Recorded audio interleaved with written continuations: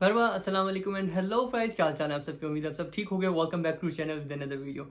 This is one of the most requested video so far on my channel कि आप हमें kindly ये बताएं कि क्या 2025 में हमें टर्की पढ़ने के लिए अब आना चाहिए या नहीं आना चाहिए। सो इस वीडियो के अंदर हम उन तमाम टॉपिक्स को डिस्कस करेंगे जिससे आपको आइडिया हो जाएगा कि क्या टर्की आपके लिए बेहतर है या नहीं है। सबसे इंपॉर्टेंट चीज ये है कि जब भी एक स्टूडेंट अपने मुल्क से बाहर किसी और मुल्क एजुकेशन के लिए निकलता है, रवाना होता है, so it's not only education which he or she is going for, there are a lot of other things as well जिसको वो अपने माइंड में रखता है। फॉर एग्जांपल वहाँ पे एजुकेशन करने के बाद उसको जॉब मिलेगी नहीं मिलेगी, पीआर प्रोसेस क्या है, वहाँ पे वो इंडिपेंडेंट लाइफ जी भी पाएगा या नहीं जी पाएगा, अपनी यूनिवर्सिटी फीस वगैरह खुद मैनेज कर पाएगा या नहीं कर पाएगा।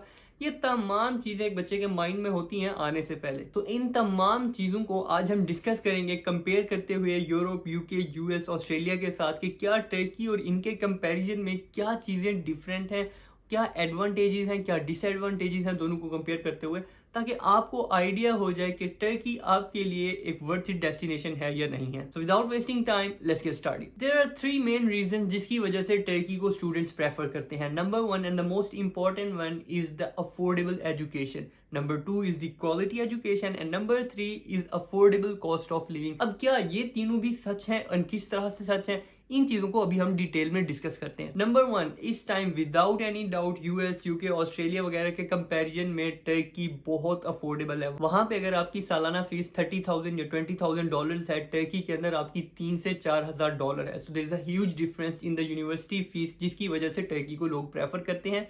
एंड करंटली भी यूनिवर्सिटीज का फीस स्ट्रक्चर 3 to 5K के अंदर ही है मोस्टली का। Number two is the quality education. अब क्वालिटी एजुकेशन के लिए इट टोटली डिपेंड्स कि आप किस यूनिवर्सिटी के अंदर पढ़ने के लिए आ रहे हो। ऐसा नहीं होता कि टर्की की तमाम यूनिवर्सिटीज जो जैसी भी है उसके अंदर आपको क्वालिटी एजुकेशन प्रोवाइड की जाए। इट टोटली डिपेंड्स कि आप अगर top universities for example METU, Hacettepe, Istanbul technical university, वाजीची, कोच सबांजी, अगर इन टॉप यूनिवर्सिटीज के अंदर आप आ रहे हैं तो no doubt this is quality education. Teachers, professor भी आपको अच्छे मिलेंगे, लैब वर्क भी बहुत अच्छा मिलेगा, उसके बाद जॉब अपॉर्चुनिटीज भी आपके लिए बहुत अच्छी होंगी। बट इन तमाम यूनिवर्सिटीज के अंदर 1 से 2% ही इंटरनेशनल स्टूडेंट एडमिशन ले पाते हैं because of the competitive merit जो कि बहुत हाई हो चुका है। आपको सेट के अंदर मिनिमम भी 13 से 1400 प्लस स्कोर करना पड़ता है इन यूनिवर्सिटीज के अंदर एंटर होने के लिए। नॉर्मली जो स्टूडेंट्स एडमिशन लेके आते हैं वो प्राइवेट यूनिवर्सिटीज जो कि लो लेवल यूनिवर्सिटीज होती है उनके अंदर आते हैं।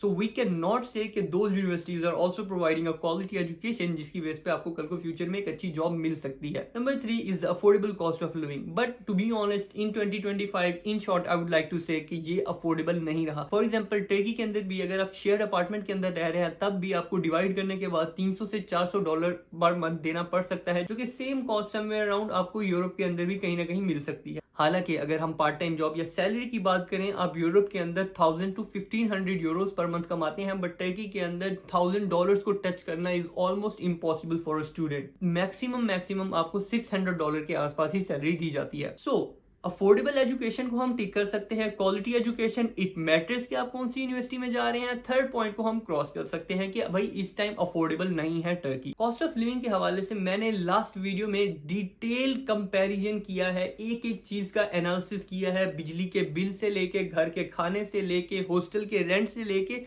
शेयर्ड अपार्टमेंट तक, एक एक चीज के डिटेल्ड एक्सपेंसेस शेयर किए हैं। आप उस वीडियो को यहाँ पे देख सकते हैं। ऑल्सो टर्की के अंदर पढ़ने के लिए बहुत सारी स्कॉलरशिप्स भी अवेलेबल होती हैं। For example Turkey Burslari scholarship, for example Diyanet scholarship, and इसके अलावा जो टॉप यूनिवर्सिटीज आती हैं उन तमाम की अपनी स्कॉलरशिप्स भी होती हैं जिनके अंदर स्टूडेंट्स अप्लाई करके यहाँ पे पढ़ने आते हैं।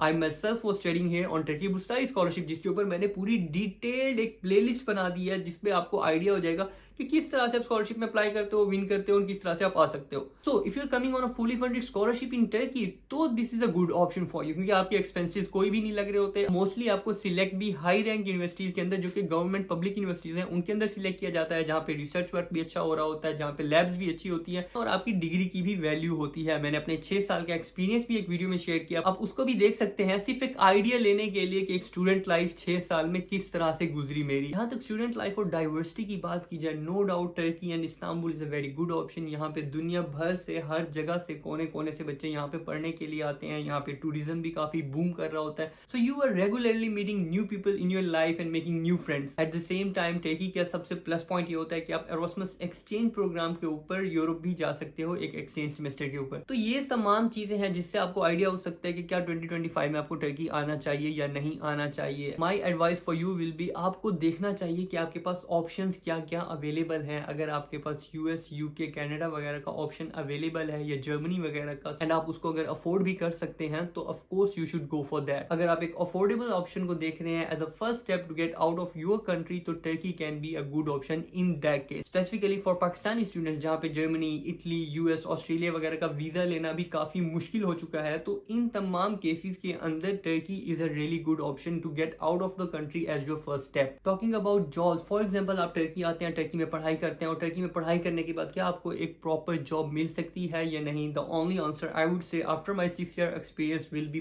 बहुत मुश्किल है कि आपको यहाँ पे जॉब मिले। इवन तो For me, I know 100% Turkish language, I know 100% English language, मैं full Turkish system के अंदर graduate हूँ, but still for me getting a full-time proper job into my field is almost near to impossible. Same is the case with hundreds of thousands of students जो कि अपनी field में graduate हुए हैं। Graduate होने के बाद वहाँ पे जॉब लेना near to impossible ही होता है टर्की के अंदर। उसका main reason we can say is the work permit, जिसकी बेस पे कंपनीज को फॉरेनर को हायर करने के लिए एक्स्ट्रा टैक्स पे करना पड़ता है गवर्नमेंट को। That's the main reason. फिर कंपनीज कोशिश करती हैं कि किसी भी फॉरेनर को हायर ना करें, किसी तुर्क को ही हायर करें, and that's the whole scenario जिसकी वजह से जॉब मार्केट के अंदर फॉरेनर्स का होना ऑलमोस्ट नियर टू इम्पॉसिबल होता है जो कि टर्की से ग्रेजुएट हुए होते हैं। सो अगर आप सिर्फ टर्की को as a first step use करना चाहते हैं यहाँ पे आने के बाद आगे मूव करने के लिए, तो Turkey is a really good option. But if you are planning to make Turkey your final destination, कि यहीं पे आने के बाद ही आप यहीं पे सेटल होना चाहते हैं, so that would be a little bit difficult and a hard process to go through. ऐसा नहीं है कि स्टूडेंट्स नहीं है यहाँ पे जो सेटल हुए, there are, but there are very few in numbers. So ये थी हमारी आज की वीडियो। आई होप आप लोगों को क्लियर हो गया होगा कि क्या 2025 में टर्की आपको आना चाहिए या नहीं आना चाहिए। If you still have any questions do comment down below, मैं उन तमाम कमेंट्स के आंसर करता हूँ, so I would answer yours as well. And इस तरह के और टॉपिक्स जिन पे आप लोग चाहते हैं कि मैं एक डिटेल्ड वीडियो बनाऊं, जरूर कमेंट्स में उन टॉपिक्स को भी शेयर करें। आई होप आप लोगों को वीडियो अच्छी लगी होगी। अगर वीडियो अच्छी लगी है तो do subscribe to my YouTube channel, hit the like button. See you guys in the next video. Tata, bye bye.